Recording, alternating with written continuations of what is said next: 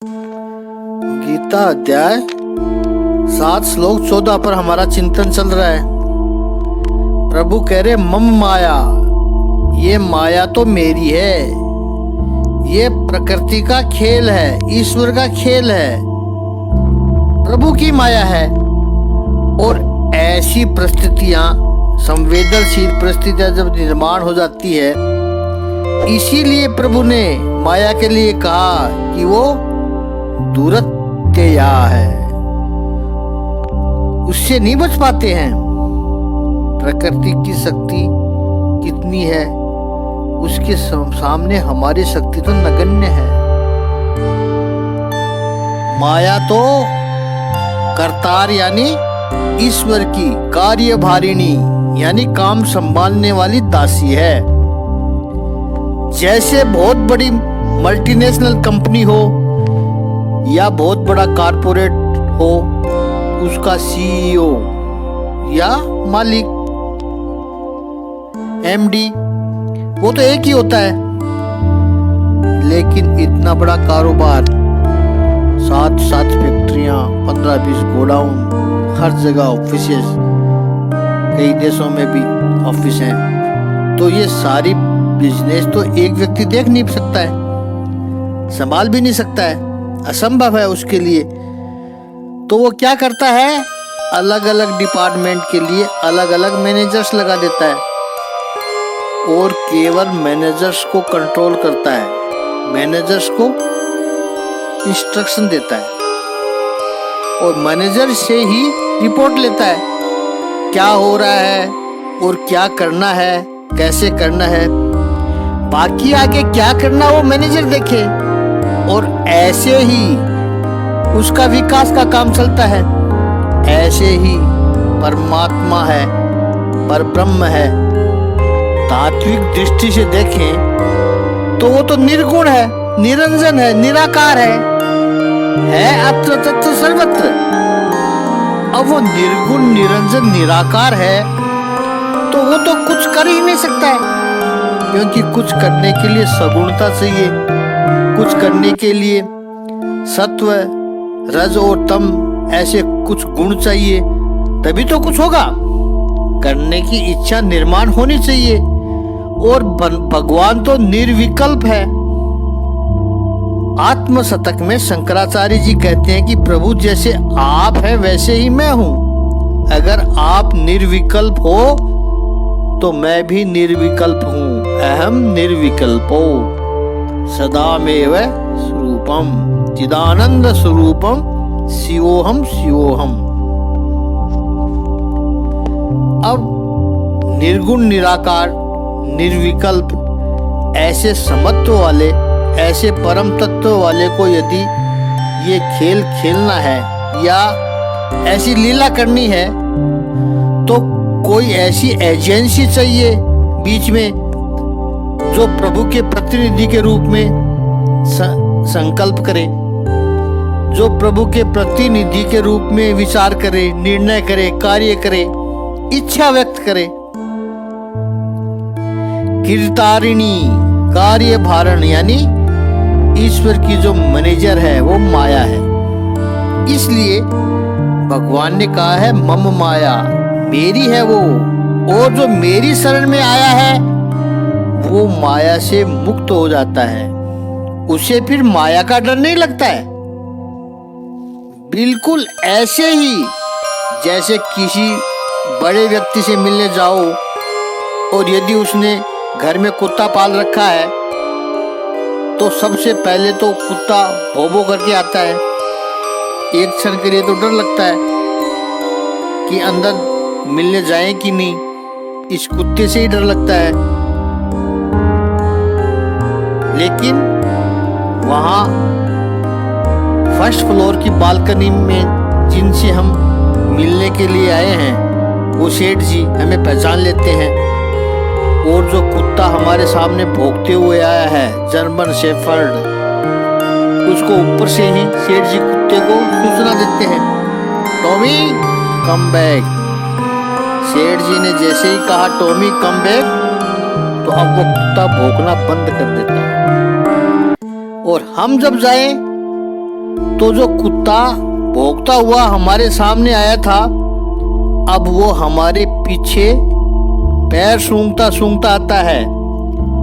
और जब हम सेठ जी के सामने बैठते हैं और सेठ जी हमारा स्वागत करते हैं, आइए आइए, तो कुत्ता समझ आता है कि ये मेरे मालिक के पहचान वाले व्यक्ति है, तो वो भी वहां शांति से बैठ जाता है और हमारे पैर चाटने लग जाता है।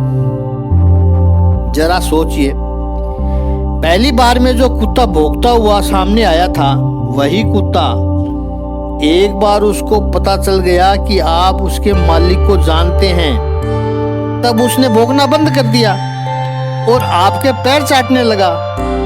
दृष्टांत यह है कि मालिक यानी सेठ जी वो परमात्मा है, विजिटर ये जीवात्मा है और माया कुत्ता है। जीवात्मा जब परमात्मा से मिलने जाता है तो शुरुआत में माया बहुत लड़ती है। इसीलिए तो लोग शिकायत करते हैं कि पूरे दिन में 24 घंटे में माया नहीं लड़ती है, लेकिन प्रभु सुबह जब 15 मिनट या आधा घंटे जब आपके पास बैठते हैं, माला जपते हैं, पूजा करते हैं, ध्यान करते हैं, तब दुनिया भर की माया उस समय लड़ती है। जप करते समय ही मन एकाग्र नहीं होता है, ध्यान करते समय ही मन अलग अलग विचार आते रहते हैं मन में। 3 घंटे फिल्म देखने बैठे तो अलग विचार नहीं आए, वहां तो इतना चित्त एकाग्र हो जाता है। क्रिकेट के मैच देखते समय चित्त एकाग्र हो जाता है, उस समय कोई दूसरे विचार नहीं आते हैं। लेकिन जब भगवान का विचार करते हैं, ईश्वर की पूजा करने बैठते हैं, तब दुनिया भर की माया लड़ती है, लड़ेगी। लेकिन एक बार माया को यदि पता चल जाए कि आप परमात्मा को जानते हैं और परमात्मा आपको जानता है, यदि आप लगे रहेंगे, डटे रहेंगे, परिचय दृढ़ हो जाएगा ईश्वर के साथ, तब ईश्वर ही माया को सूचना देगा, माया कम बैक। और उसके बाद जो माया आपको शत्रु के समान लग रही थी, जो आपको लगता था कि आपको दूर खींच रही है भगवान से, माया वस्तुतः वो दूर नहीं खींच रही है, वो आपको आपके भगवान की प्रवृत्ति में सहायक बन जाएगी। माया बहुत अच्छी है, तो माया का विरोध मत करो। माया से एक हेल्दी रिलेशन, एक सात्विक संबंध बना के रखो कि वही माया आपको परमात्मा से जोड़ने वाली बने। ये भगवत गीता के बहुत चिंतन के श्लोक है। जितनी गहराई में जाओ रत्न मिलते रहते हैं। अब मौका है तो थोड़ा सा और चिंतन करें। जैसे पति पत्नी है, स्वाभाविक है एक दूसरे से प्रेम हो, और पत्नी जब नई हो और पति अत्यंत व्यस्त है, कारोबार इतना बड़ा है, तो स्वाभाविक है कि वो पत्नी को कम समय दे पाता है। लेकिन जितना भी समय मिलता है तो पत्नी को लगता है कि अधिक से अधिक समय मुझे मिले। She doesn't want to share her husband with anyone। तो पति का ध्यान कहीं भी दूसरी जगह जाए तो पत्नी को अच्छा नहीं लगता है। उस समय यदि समझिए ऑफिस का काम लेकर कोई स्टाफ मेंबर आया है, या पति का कोई पुराना मित्र आया है, स्कूल में कॉलेज में वो साथ में पढ़ते थे, ऐसा मित्र आया है, अब वो तो चला आता है। पत्नी को लगता है कि अरे ये कहाँ से आ गया, ये 1-1.5 घंटा बैठेगा तो उतना समय में मेरा पति मुझे नहीं दे पाएगा। मैं मेरे उतने समय को पति के साथ बातें नहीं कर पाऊंगी। तो जब भी कोई आता है तो वो पत्नी को अच्छा नहीं लगता है। उसे तो यही लगता है कि ये महाशय मेरे समय में शेयर कर रहा है, मेरा हिस्सा ले रहा है। He is dividing my husband with me। लेकिन पत्नी को एक बार पता चले कि ये तो बहुत निकट का है, ये जो आया है उससे पति को लाभ होने वाला है, पति को भी प्रसन्नता होने वाली है। अब जो पत्नी सच्चा प्रेम करती है वो यही सोचेगी कि कोई बात नहीं, चलो मेरा थोड़ा टाइम जा रहा है, लेकिन उससे मिलने से यदि मेरे पति को प्रसन्नता मिलती है, मेरे पति के मन को शांति मिलती है, उनको आनंद मिलता है, तो कोई बात नहीं है। उन मेहमान को कहती आइए आइए बैठिए, मैं आपके लिए चाय नाश्ता लाती हूँ। पति की प्रसन्नता के लिए वो पत्नी आने वाले मेहमान का स्वागत करती है, उनका सत्कार करती है, उनकी आव भगत करती है। तो माया भी प्रभु की पत्नी है। कोई भी प्रभु के पास आए तो माया को शुरुआत में तो अच्छा नहीं लगता है, because he sharing her time, वो मेरे हिस्से के समय को ले रहा है। लेकिन जब माया को पता चले कि इस भक्त के आने से मेरे भगवान को भी अच्छा लगता है, मेरे प्रभु पहचानते हैं उसे, ये मेरे प्रभु का कार्य करने के लिए आया है, तो माया उस भक्त को प्रभु का कार्य करने में प्रेरक, उत्साहवर्धक, ऊर्जादायक बनती है और मदद करने वाली बनती है। इसलिए माया को देवीय कहा प्रभु ने।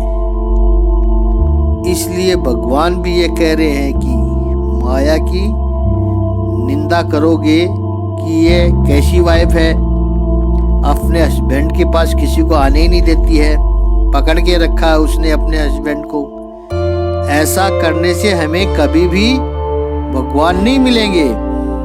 लेकिन रिश्ता ऐसा बनाओ, संबंध ऐसा बनाओ कि प्रभु भी आपको बुलावे और माया भी आपका सत्कार करे, स्वागत करे। इसलिए भगवान इस श्लोक में ये कहते हैं कि मामेव ये प्रपदन्ते माया मेताम तरन्ति ते। एक बार मेरे साथ अच्छी तरह से संबंध बना लो। प्रपदन्ते, मेरी प्रपत्ति कर लो। ये शब्द प्रभु यहाँ बार बार कहने वाले हैं इस 7वें अध्याय में। मेरी शरण में जो आता है, मेरी प्रपत्ति जो करता है, वो माया को तैर जाता है। एक और अर्थ महापुरुष करते हैं, उसको चिंतन करके फिर अगले श्लोक को जाते हैं। तो जीवात्मा तो नित्य बंधा हुआ होता है माया से बेचारा। फलस्वरूप प्रकृति के चंगुल से उसका छूट पाना अत्यंत कठिन है। भले ही प्रकृति अपराशक्ति ही क्यों न हो, लेकिन उसे लांघ पाना जीवात्मा के लिए अत्यंत कठिन होता है। और यहाँ इस श्लोक में इस प्रकृति को देवीय कहा है प्रभु ने, क्योंकि इसका संचालन देवीय इच्छा से होता है। तो ये अपराशक्ति होने के बावजूद भी दृश्य जगत के निर्माण तथा विनाश में ये अपरा प्रकृति बड़ी भूमिका निभाती है। वेदों में कहा है कि यद्यपि माया मिथ्या है, नश्वर है, लेकिन इस माया की पृष्ठभूमि में, इस माया के पीछे परमात्मा है। और प्रभु ने तो स्पष्ट कह भी दिया है इस श्लोक में, मामेव ये प्रपदन्ते, ये माया मेरी है। और गुणमयी प्रकृति यानी सत्व, रज और तम वाली त्रिगुणमयी प्रकृति मोहित करती है जीवात्मा को। यहाँ संस्कृत भाषा में गुण का एक अर्थ होता है रस्सी, रज्जू। तो इससे यही समझना चाहिए कि जीवात्मा स्वयं मोह रूपी रस्सी से जकड़ा हुआ है। यदि किसी व्यक्ति के हाथ पैर बांध दिए जाए तो वह अपने को छुड़ा नहीं सकता है। उसकी सहायता के लिए कोई ऐसा व्यक्ति चाहिए जो बंधा हुआ न हो, क्योंकि एक बंधा हुआ व्यक्ति दूसरे बंधे हुए व्यक्ति की सहायता नहीं कर सकता है। अतः जो छुड़ाने वाला रक्षक है उसको बंधन मुक्त होना आवश्यक है। इसलिए भगवान श्री कृष्ण या उनके प्रामाणिक प्रतिनिधि गुरु ही जो बंधन मुक्त हो, ऐसा गुरु ही बंधे हुए जीवात्मा को बंधन मुक्त करा सकता है। उसका महान उपदेश ही जीवात्मा को अज्ञान रूपी बंधन से बाहर निकाल सकता है, बंधन मुक्त कर सकता है। भगवान का आश्रय यानी प्रभु की भक्ति ही जीवात्मा को बंधन मुक्त करा सकती है। भगवान माया के अधीश्वर है, माया उन्हीं के अधीन रहती है। प्रभु मायापति है, तो माया को आदेश दे सकते हैं कि जीवात्मा को मुक्त कर दे, छोड़ दे। प्रभु शरणागत जीवात्मा पर अहेतुक की कृपा तथा वात्सल्यवश ही जीवात्मा को मुक्त किए जाने का आदेश देते हैं, क्योंकि जीवात्मा भी मूलतः भगवान का ही प्रिय पुत्र है। अतः निष्ठुर माया के बंधन से मुक्त होने का बस एकमात्र साधन है कि भगवान के चरण कमलों की शरण ग्रहण कर ली जाए। मामेव कहा है प्रभु ने यहाँ, यानी एकमात्र भगवान श्री विष्णु, योगेश्वर भगवान श्री कृष्ण, बल्कि ब्रह्मा और शिव भी नहीं। यद्यपि ब्रह्मा और शिव भी अत्यंत महान है और प्राय विष्णु भगवान के समान है, किंतु इस माया के चंगुल से छुड़ा पाना उनके लिए भी संभव नहीं है, क्योंकि ब्रह्मा तथा शिव भी दोनों ही माया के वश में रहते हैं। केवल भगवान विष्णु ही माया के स्वामी है, इसलिए यही जीवात्मा को मुक्त कर सकते हैं। भगवान शिव भी इसकी पुष्टि करते हैं कि केवल परमात्मा विष्णु की कृपा से ही इस दुरात्य माया से मुक्ति संभव है। शिव जी कहते हैं, मुक्ति प्रदाता सर्वेशा विष्णु स्वर न संशय, अर्थात इसमें कोई संदेह नहीं कि परमात्मा भगवान विष्णु ही सभी लोगों को मुक्ति देने वाले हैं। आइए अब अगला श्लोक 15 श्लोक लेते हैं। अब प्रश्न ये पूछे, थोड़ा सा इस श्लोक की भूमिका बना ले। प्रश्न ये पूछे कि प्रभु यदि आपकी शरण में आने से बंधन से निवृत्त हो जाती है व्यक्ति, यदि आपके चरणों में प्रपन्न हो जाए तो न माया का बंधन लड़ता है और न ही कुछ और दूसरा बंधन लड़ता है, तो फिर सब लोग आपकी शरण में क्यों नहीं आते हैं? इतनी सरल बात यदि है कि आपकी शरण में आ जाओ तो माया का बंधन नहीं लड़ता है। माया को तेर जाते हैं तो सब लोग क्यों नहीं आते हैं। इस पर हम कल चिंतन करेंगे कि भगवान क्या कहते हैं। ओम श्री सच्चिदानंद भगवान की जय। ओम श्री आनंद कंद भगवान की जय।